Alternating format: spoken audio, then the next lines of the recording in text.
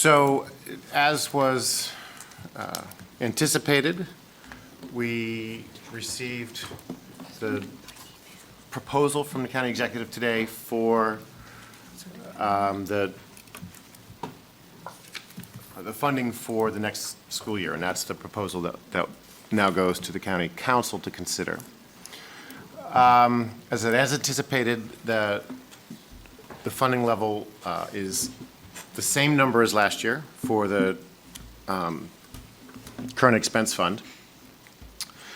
And so I want to talk a little bit about sort of some of the language that we'll be using around the budget, but I also, this particular set of comments is, I think, to put the budget in context. You actually heard a lot tonight about the blueprint.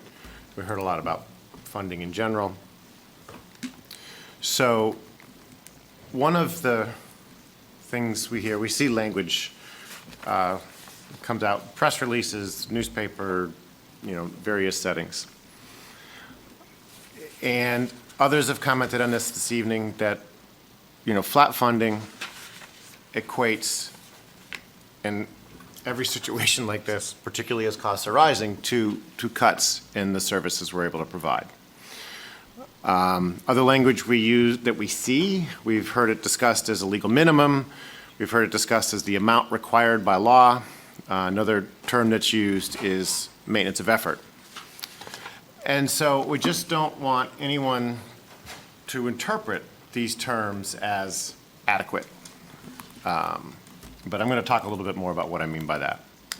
Some of the language that's been used, so in last year's budget press release, it was funding for education, $305 million in operating funds equal to the amount required by state law.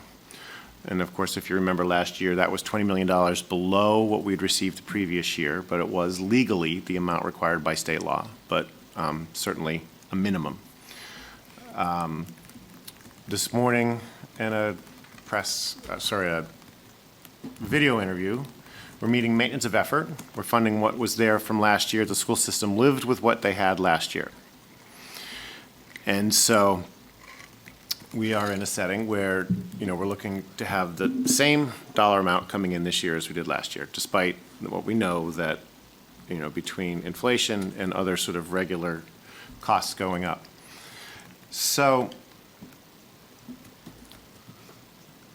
I'm going to talk a little bit about the blueprint, because this slide, I believe this begins to show the impact of Maryland's blueprint.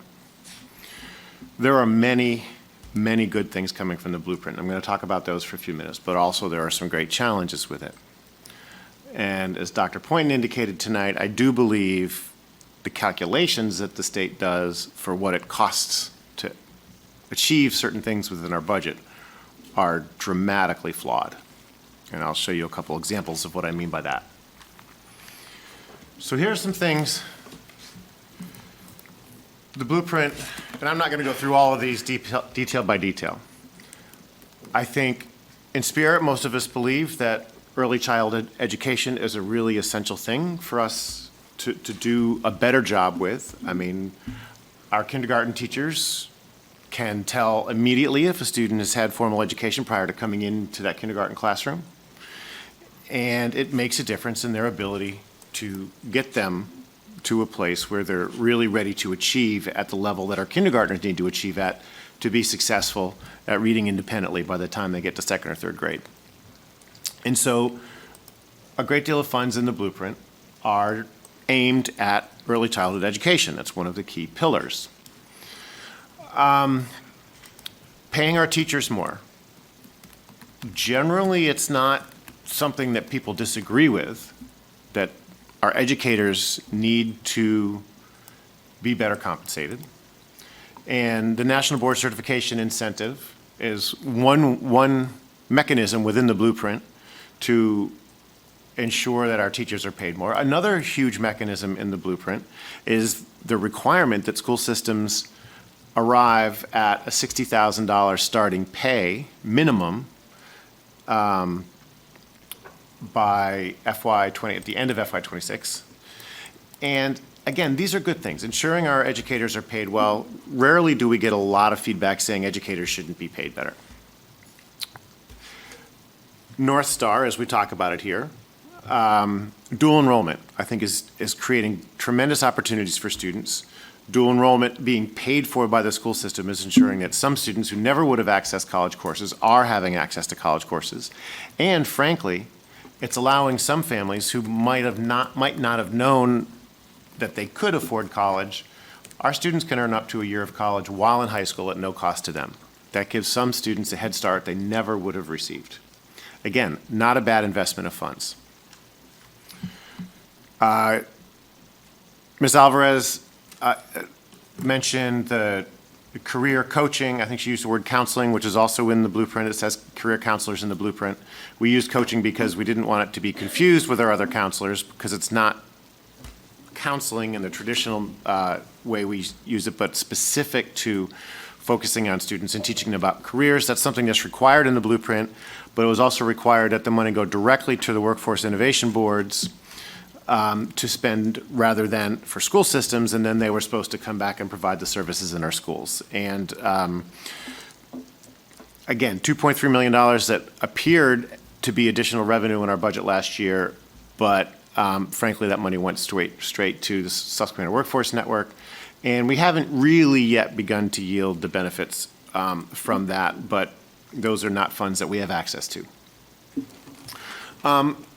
We've talked a lot about apprenticeships, workforce investment, career and college readiness pathways. We've talked a lot about these things as many different approaches to benefiting students. I think we're very proud of the work that's happened with apprenticeships. A lot of that's because of the work done with the blueprint.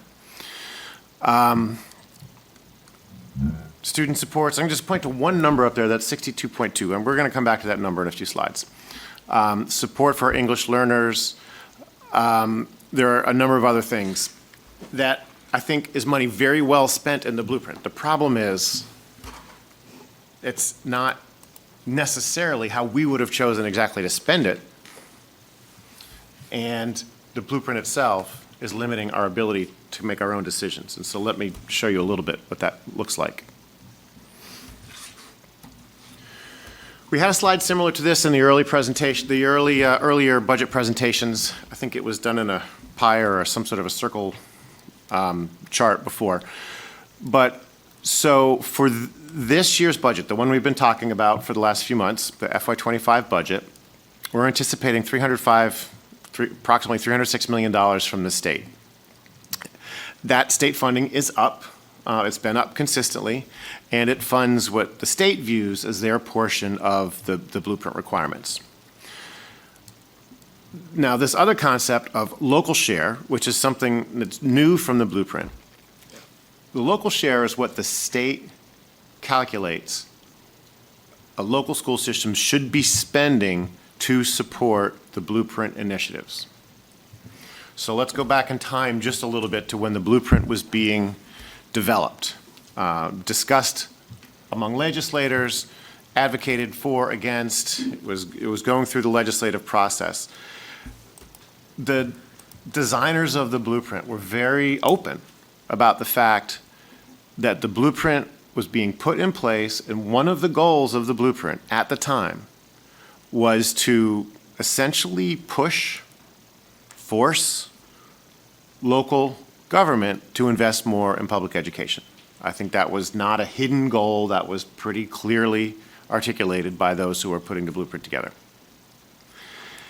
And we can see the evidence of how that might be occurring. But this is where we start to run into trouble, because none of the discussions with county leaders, I mean, I have heard recordings of, presentations from the blueprint leaders in front of our county executives at MACO. They say, if you're meeting the local share, then you are funding the school systems enough. But really what they are saying is you're funding it enough for the blueprint. You're not funding it enough for education as you may think of it in your community. And then they're saying you have to fund it at the local share level, and anything you do beyond that, maintenance of effort is another term here. Currently the law reads that the local government needs to fund the school system either at the local share or maintenance of effort, whichever is higher. So currently for us, maintenance of effort is higher than the local share. Next door in Cecil County this year, the local share became higher. In other words, what they're supposed to be spending on Blueprint is actually more than what their maintenance of effort was. And that's one of the reasons you saw funding had to increase for Cecil County. We're still at a place where we have a little bit of space between our local share, in other words, what we're required to spend on the Blueprint, and our overall funding, which is represented in maintenance of effort, or a simpler way to put it is flat funding. So let me talk about how that looks over time. Oops, let me click all the things that need clicking. There we go. So what you see over the last 3 years, this is when they began calculating local share.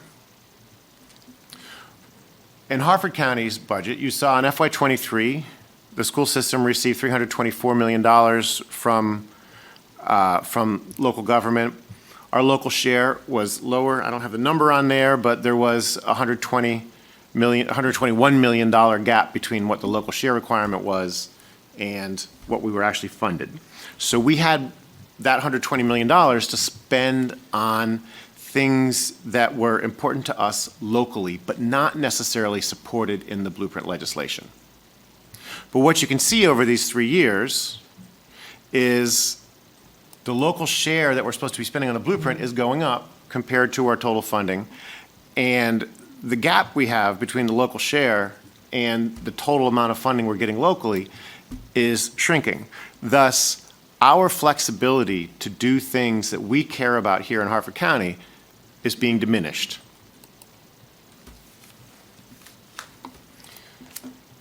And I'm going to add one more wrinkle to this. Sorry if it's gotten a little too in the weeds about the funding.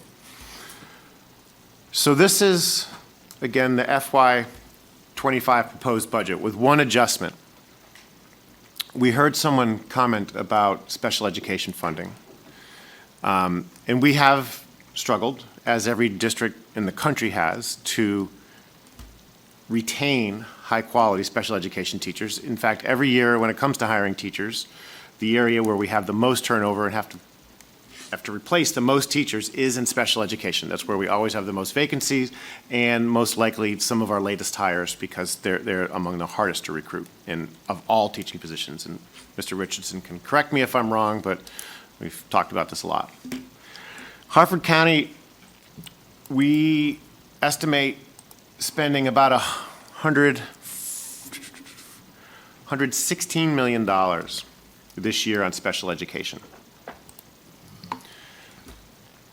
It's not quite as tight as I'm describing it, but essentially, if you look at the state share, what we get, what's calculated for what we receive within our state share for special education, which is a bunch of things in the formula, the foundation, and then supplemental things for special ed. And then what they say is in the local share,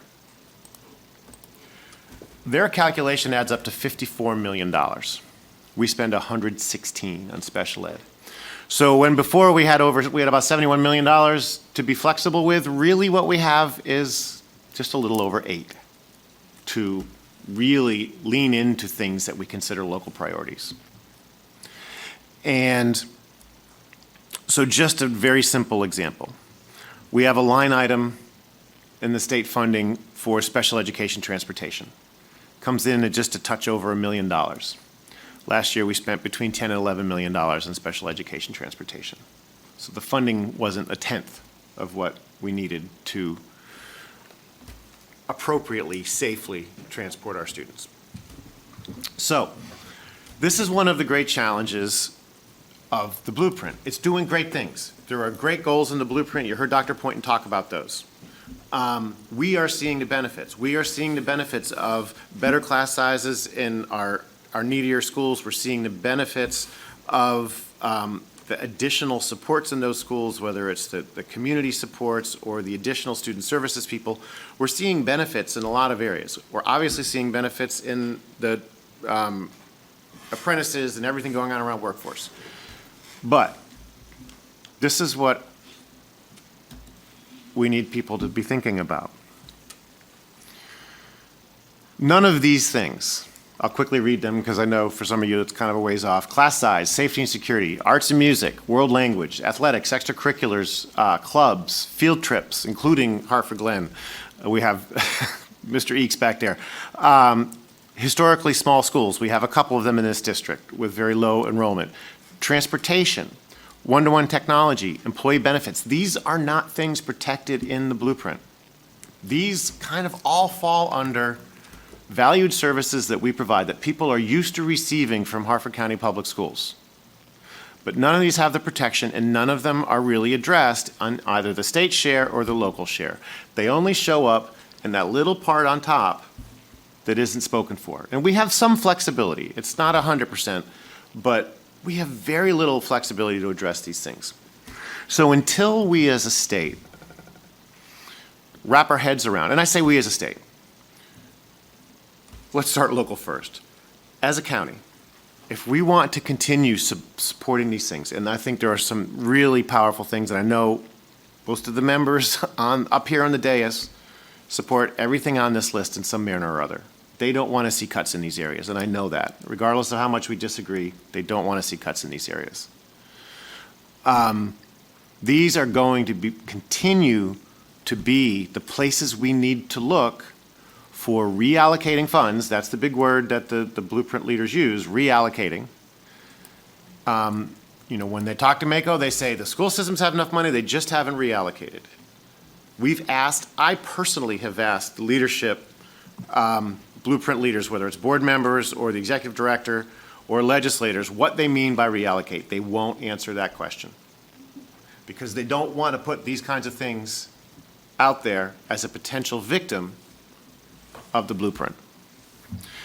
This blueprint has every possibility to be successful, but our leaders in this state need to be prepared to sit down, address these types of issues, and have a realistic understanding of what the communities expect from their public schools. And I would argue that everything up there our communities expect. And if it were put to a really an open conversation, we'd be looking at something differently.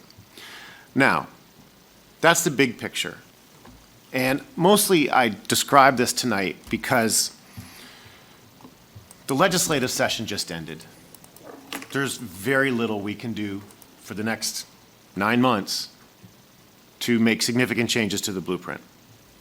But if we're not telling the story for the next 9 months, in 12 months, we are going to be right back here having the same frustrating conversation because this is the time when people are listening to these absolutely essential things about the blueprint, about the budget, sorry. And so I want to start this conversation.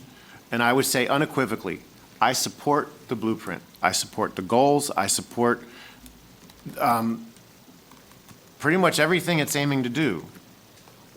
But we need to talk about how we're doing it in a responsible manner that doesn't cause us to reallocate funds away from things that we know are part of a successful school system. So I know this is kind of a, there's not a simple message in this. But I do think that even with all of our disagreements, possibly, we can find some common ground. Now, I'm going to turn the corner. And this is really the slide many of you probably came to hear. I think the great challenge with $40 million, I have a proposal, and there is not a single cut on here I would be particularly interested in doing. But in order to make the numbers work, my proposal will be addressing a number of the things here.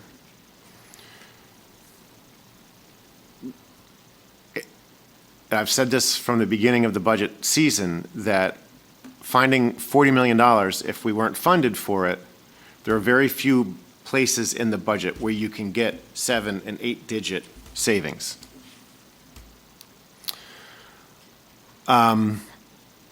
Our teachers, they're the biggest pot of funding, But when you talk about teachers, I use this line frequently, you either pay people more or you pay more people.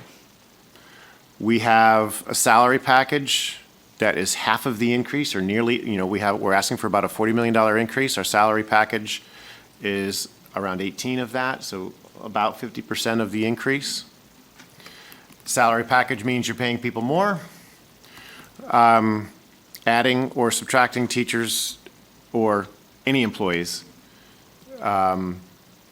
addresses how many people.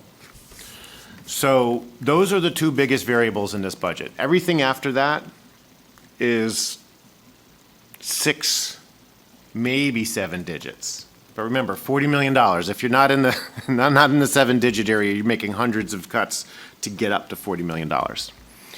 So we have places. We had a few positions on grant funding where we may be able to reduce the number of nurses, and those are positions we added with grant funds. We have other non-school-based positions. Right now, I have a list that's about 10 positions, and then there's another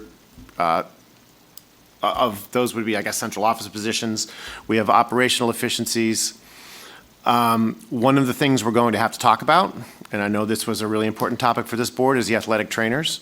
One of the challenges with the athletic trainers in the budget is when we passed and approved the contract for athletic trainers last year, it was after our budget was nearly finished, we had $200,000 in the budget for them. The contract the board approved was for $500,000. If we cut the athletic trainers from this budget, we would save some portion of the $200,000. We'd still have to contract with them for certain events, but it wouldn't be the type of service we're getting now. So we'd probably save the $200,000 from that, or much of the $200,000 from that contract. But if we keep them in the budget, we actually have to honor our contract, and we have to pay. So we need to find an additional $300,000 to fund those athletic trainers. So that is something that I put out there as a discussion to be had in this community.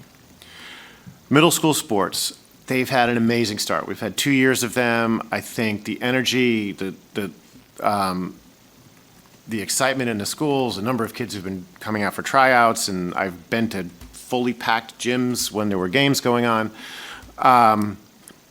It's about $250,000 that we're spending. It's not a ton, but that cost is only going to grow, and that's something that's new. Again, this is something for the community to consider. Summer school. We did not have much in the way of summer school prior to the pandemic. Federal funds really sort of kicked off our ability to offer summer programming. We were spending quite a bit more for the few years of the pandemic. Last year, we cut summer school way back. But right now, we anticipate the cost to be about $500,000. We might be able to save a little bit more of that. I'm actually going to recommend, because we can't do this, we can't turn this on a dime, that summer school for elementary and middle school, which were new to us just a few years ago, are something that I don't believe we can support this year. And so I'm actually going to put out an announcement tomorrow that we will be canceling that for this year. And again, that's at least $500,000 savings. It may be slightly more. So that's something that I will kind of do as, an ongoing operational efficiency. And so that announcement will go out tomorrow. But everything else on here will be a part of ultimately what the board needs to reconcile after the county council votes. So let's talk a little bit about what's coming next. You heard a lot of discussion about fund balance tonight.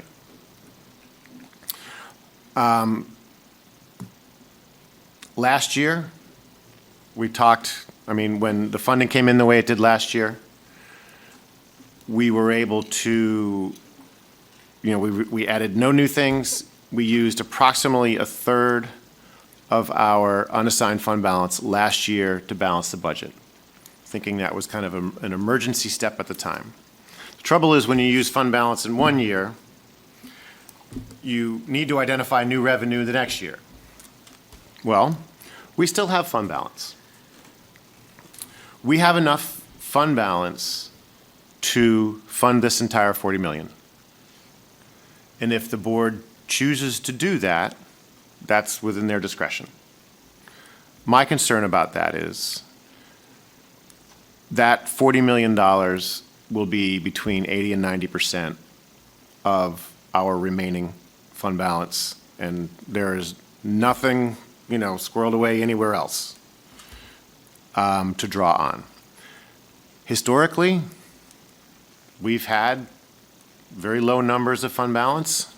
I feel like this is deja vu for me because I came in 2018 and the outgoing board that year left me with about $1.5 million to work with for the first year. And then we had a $4 million call on our health insurance that we had to scramble to cover. Our fund balance hit absolute record highs during the pandemic, partly because of sort of surplus from things that we weren't spending money on during the time, but also knowing that we were able to move some things into the federal funds. So yes, we were able to grow our fund balance greatly during the pandemic, knowing that we could only spend so much on one-time things. And so yes, the board in this case does have the discretion to avoid cuts like this. And there's a big part of me that would be thrilled not to get into cutting because I feel like we've really made some progress. We have some momentum in a lot of areas. But the problem is just to understand, if we use this amount of fund balance to balance this budget, I believe what we will have remaining, depending on how many of these things we choose to cover with fund balance, will be somewhere between $5 and $10 or $15 million. That was a stretch. I saw Deborah just make a face.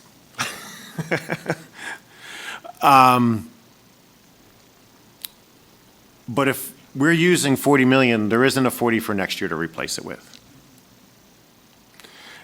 And if we don't want to be looking at a list like this again, and we don't want to go deeper into this list, we're going to have to really get people to understand how we want to fund public education in Harford County. Because this local share pays for the blueprint. It doesn't pay for the education that you come to expect in this county. And everyone needs to be aware of that. So this is the list. I mean, obviously I have this in detail and expectation, and there will be a lot of conversation. So let me just close with, on Wednesday evening, the 17th, in 2 nights, and then on Monday, the 22nd, we've put these out already, but we'll remind people again, we're going to do community engagement. I will share much of what I just did tonight with these slides. We will have the conversation moderated. We'll actually have a way for people to send questions in, and we'll be going through and answering as many questions as we can to engage with people who come with concerns or want to learn more about the budget. So we'll do that, as I said, in 2 nights on the 17th and then on the 22nd.